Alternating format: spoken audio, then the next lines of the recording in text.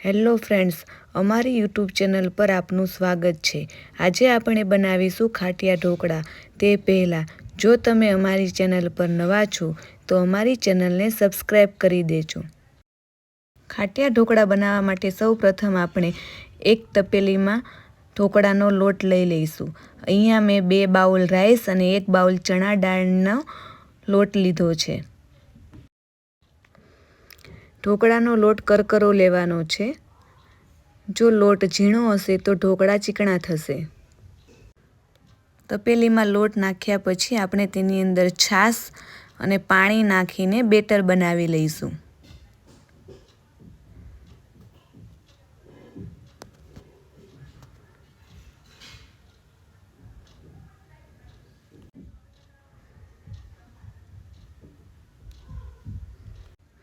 આપણે અહીંયા છાશ બહુ ખાટી પણ નથી લેવાની અને એકદમ મોળી પણ નથી લેવાની, મીડિયમ ખાટી છાશ લેવાની છે।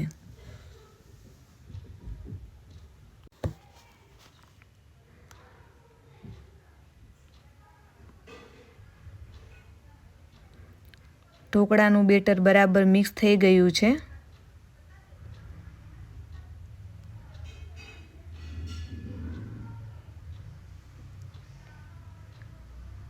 હવે આપણે આ બેટરને 6 થી 7 કલાક સુધી ઢાંકીને રાખી દઈશું, જેથી તેમાં સરસ આથો આવી જાય। મેં અહીંયા બેટરને 7 કલાક સુધી રાખેલું હતું અને તેમાં સરસ એવો આથો આવી ગયો છે।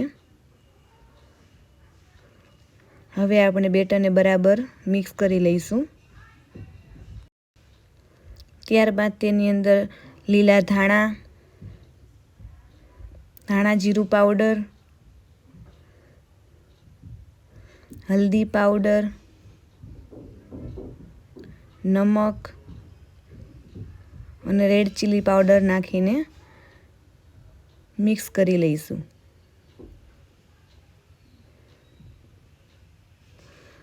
બેટર બરાબર મિક્સ થઈ જાય ત્યારબાદ તેમાં આપણે ખાવાનો સોડા નાખીશું।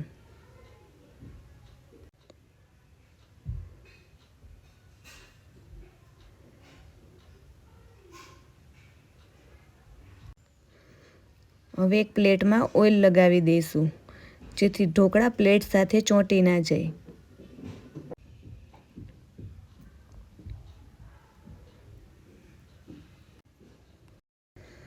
ત્યારબાદ આપણે ઢોકળાના બેટરને પ્લેટમાં લઈ લઈશું।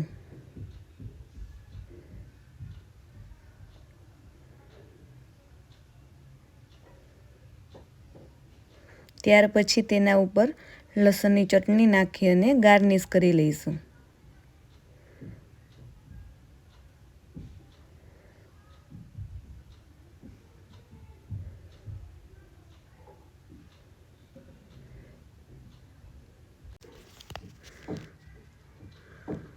હવે આપણે ઢોકળાને કુકરમાં 10 થી 15 મિનિટ સુધી હાઈ ફ્લેમ પર બાફવા માટે મૂકી દઈશું।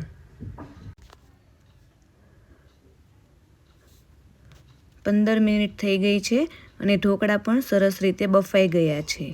હવે ઢોકળાની પ્લેટને આપણે કુકરમાંથી બહાર નીકાળી લઈશું અને 5 મિનિટ સુધી થોડું ઠંડુ થવા દઈશું।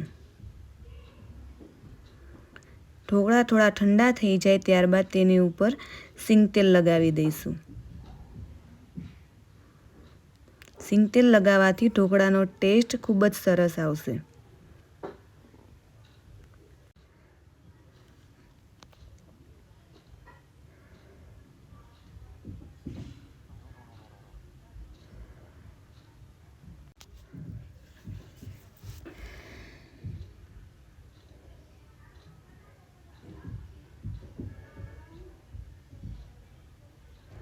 હવે ઢોકળાના નાના નાના ટુકડાઓ કરી લઈશું।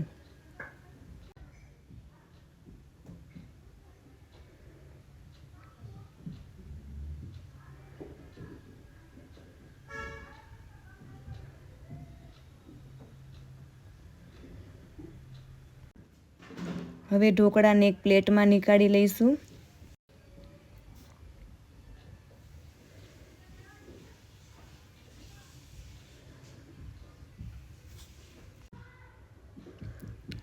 હવે ઢોકળા પર ચીઝ નાખી દઈશું। અહીંયા ચીઝ ઓપ્શનલ છે, જો તમને તેમનો ટેસ્ટ પસંદ ના હોય તો તમે સ્કીપ કરી શકો છો।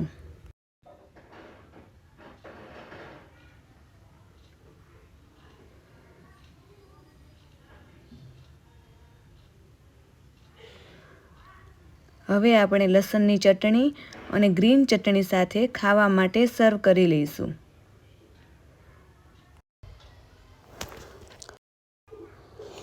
તમને અમારી આ રેસીપીનો વિડીયો કેવો લાગ્યો કોમેન્ટ કરીને બતાવજો। તેમજ આવી નવી રેસીપીના વિડીયો જોવા માટે અમારી ચેનલને લાઈક કરો, શેર કરો અને સબસ્ક્રાઈબ કરો। Thank you.